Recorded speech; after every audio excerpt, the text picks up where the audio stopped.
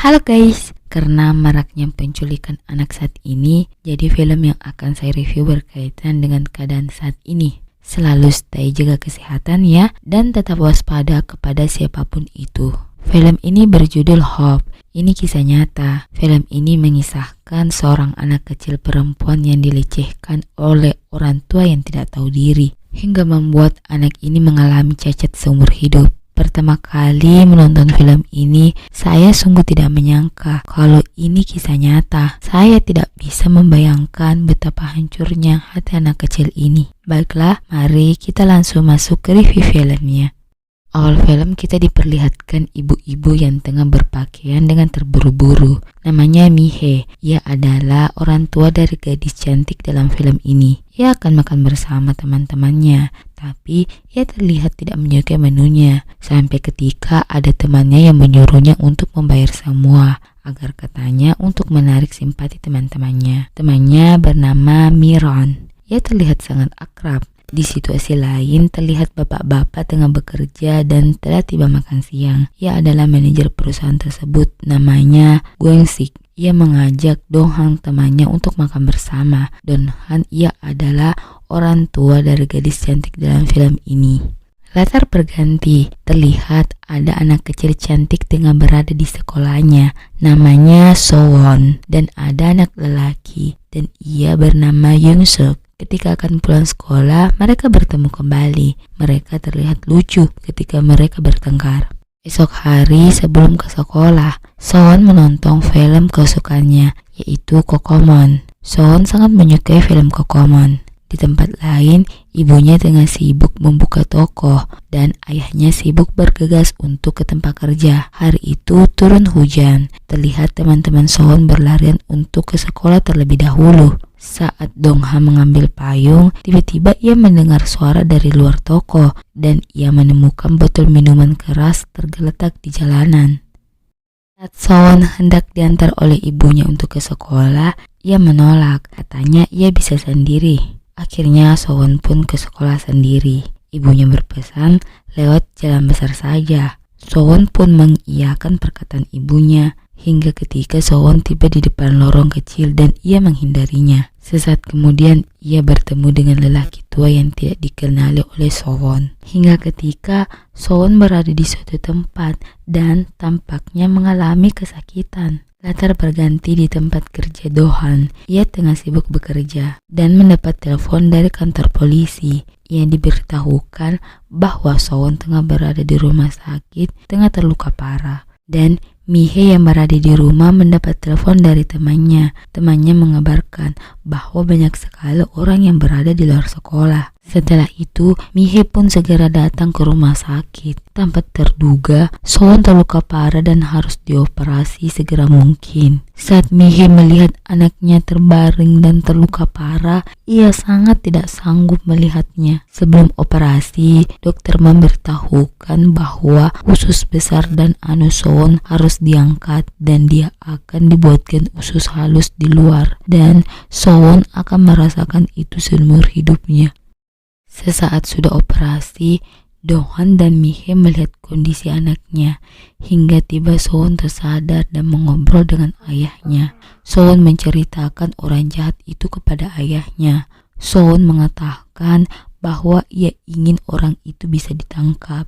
Begitu sakit hati Donghan mendengar perkataan anaknya. Saat polisi memberitahukan kabar kepada orang tua Sowon bahwa sudah ada sidik jari orang yang melakukan hal yang tidak senonoh kepada Sowon. Begitu saja, Donghan ayah Sowon bergegas pergi ke kantor polisi. Tapi karena belum ada surat perintah, jadi polisi belum bisa menangkapnya. Polisi bisa saja menangkapnya jika Sowon mau mengatakan kejadian tersebut.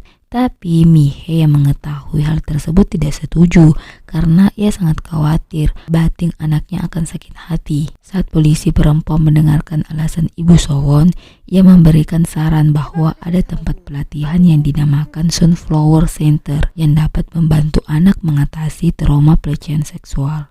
Hingga saatnya orang tua Sowon setuju dan Sowon mulai diwawancarai mengenai pelaku tersebut. Ada beberapa pilihan foto dan Sowon menunjuk orang jahat itu. Hingga esoknya polisi mendatangi rumah pelaku dan segera menangkapnya. Berita mengenai Sowon pun mulai menyebar di berbagai berita. Saat itu juga ayah Sowon bergegas memindahkan Sowon ke ruangan tertutup agar tidak didapati oleh para wartawan. Tapi saat itu Sowon buang air kecil dan ayah Sowon ingin membersihkan kotoran Sowon dengan tergesa-gesa. Tanpa disadari, Sowon merasa ketakutan dan sampai membuatnya tidak bisa berbicara.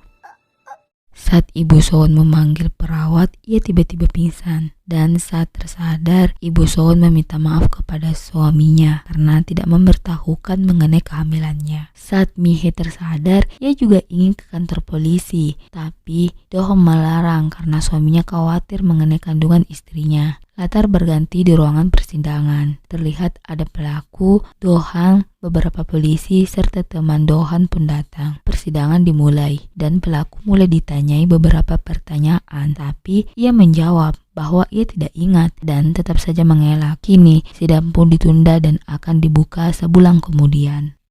Kembali di rumah sakit, terlihat ada beberapa orang sedang memakai kostum. Mereka mulai memasuki ruangan untuk menghibur Sowon. Kata psikiater, itu merupakan salah satu cara untuk meringankan pikiran Sowon. Saat akan membayar kostum, ayah Sowon terlihat kesusahan. Hingga pada saat ayah Sowon ingin mencicil bayaran kostum tersebut, tapi pemilik kostum malah meminjamkan kostum kepada Do-hong dengan gratis. Do-hong pun bergegas ke ruangan Sowon dengan menggunakan kostum Kokomon. Ia sedikit berbincang menggunakan alat tulisan karena mengingat Sowon tidak ingin bertemu langsung dengan ayahnya. Esok hari Sowon mulai bersama dengan ahli terapi anak dan sudah mulai ada kemajuan untuk ia melakukan sesuatu. Ia mulai mau untuk menempel beberapa kupu-kupu dan ia mulai berbicara. Terlihat pula teman-teman ibu dan teman-teman ayah Sowon mengumpulkan uang dan terlihat silih berganti teman-teman Sowon datang ke rumah Sowon dan menempel beberapa catatan untuk Sowon. Hingga tiba saatnya kepulangan Sowon ke rumah. Teman ibu Sowon membersihkan rumah dan mencuci baju Sowon dan tak lupa membawa kado untuk calon bayi. Saat Sowon dan ibunya sampai di rumah, ia melihat beberapa tempelan untuk Sowon dari teman-temannya. Dan ruangan rumah terlihat sangat rapi tanpa debu. Saat ayah Sowon akan membersihkan tempelan kertas, Yosok datang menghampiri Do-hang lalu menangis karena mengira jika dia bersama Sowon ke sekolah, kejadian ini tidak akan terjadi. Esok hari, Sowon mulai masuk ke sekolah. Ayahnya masih saja menjaga jarak karena Sowon tidak mau bertemu dengannya. Teman ibunya yang mengantar Sowon dan terlihat pula ada teman-teman di belakang mengikutinya. Hingga saat di pertengahan jalan, Sowon mengingat di jalan tersebut ia mengalami kejadian itu dan ia tampak sedih. Sampai ketika ada Kokomon mengikutinya dan Sowon pun kembali berjalan dengan senyuman. Ternyata Kokomon itu adalah ayah Sowon. Betapa sayangnya ayahnya kepada anaknya. Karena kantong kolostomi milik Sowon berisik, jadi ia merasa risih. Hingga ayahnya membuat tas kecil yang berisikan permen hingga membuat Sowon tidak malu. Sowon kini aktif ke sekolah dan ditemani oleh Yongsuk. Di tempat lain, Dong-han menyempatkan waktu makan siangnya untuk melihat Sowon ke sekolah. Bahkan ia menggunakan kostum Kokomon. Saat pulang sekolah, Kokomon tertangkap oleh Sowon dan Sowon bertanya, "Apakah engkau ayah?" Saat itu, ayah Sowon mengangguk dan saat itu pula Sowon kini mulai mendekatkan diri kepada ayahnya. Latar berganti di tempat kerja Dong-han. Ia mendapat surat dari pos yang isinya Sowon dipanggil untuk menghadiri sidang. Saat ketika Dong-han berbicara dengan polisi, Dong-han merasa tidak bisa melakukan itu karena khawatir akan Sowon. Tapi kata polisi, jika Sowon tidak bersaksi maka hukuman pelaku itu akan ringan. Latar berganti, Dong-han berbicara dengan pelaku tersebut di balik sel. Saat berbincang, pelaku itu mengaku bahwa ia mengingat kejadian tersebut. Saat itu pula, Dong-han ingin mencengkeram pelaku tersebut. Pelaku itu benar-benar tidak tahu malu.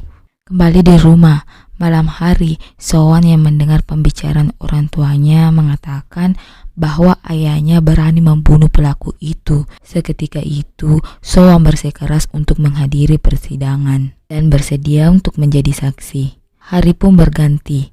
terlihat Sowon berada di ruangan pengadilan dan mulai memberikan kesaksian. Hingga tiba giliran pelaku itu yang diadili dan diberikan beberapa pertanyaan. Sampai ia berkata, ia tidak mengingat kejadian tersebut karena katanya ia mabuk saat itu dan mengatakan bahwa ia tidak bersalah. Sungguh laki-laki tidak tahu malu. Kini hasil keputusan pengadilan telah tiba. Pelaku itu hanya divonis 12 tahun penjara. Seketika ruangan menjadi geram dan teman ayah Sowon sangat keberatan mengenai keputusan pengadilan. Ibu Sowon pun menangis perih mengetahui hasil sidang itu. Bisa-bisanya pelaku itu hanya divonis 12 tahun penjara, sedangkan Sowon harus menderita cacat seumur hidup. Ruangan sidang mulai ricuh dan dari kejauhan Sowon melihat ayahnya yang akan melakukan hal yang tidak baik. Langsung saja Sowon melarang ayahnya sambil menangis memohon untuk pulang. Waktu berlalu, terlihat Sowon tengah berjalan di koridor rumah sakit dan didampingi oleh orang-orang tersayang. Ternyata ia akan melihat adik kecilnya yang baru lahir, namanya Happy. Hingga akhirnya hari-hari berlalu dan keluarga Sowon melewati hari dengan baik. Sowon pun merasa bahagia karena ia memiliki adik kecil. Film kisah nyata yang memilukan perasaan. Anak kecil yang harus menanggung cacat seumur hidup yang sangat menyakitkan perasaannya. Keluarganya yang merasa sangat sakit hati akan hasil persidangan. Tapi inilah hidup. Terkadang kita tidak mengira hal yang sangat tidak pernah terbayangkan akan terjadi. Ketika hal itu terjadi, mau tidak mau harus diterima dan dilalui. Sowon mengalami kehidupan yang sangat sulit, bahkan itu seumur hidupnya. Tapi ia berusaha untuk melewati harinya dengan baik dan mulai menerima kenyataan yang ada. Mungkin saat ini kita juga berada dalam keadaan sulit. Bagaimanapun sulitnya, semoga kita bisa menerima keadaan kita dan tetap berusaha bangkit untuk melanjutkan hidup yang terus berjalan. Semangat untuk pejuang. Baiklah, itulah review film Hope dari saya. Terima kasih sudah menonton. Jangan lupa subscribe ya. See you next time for video.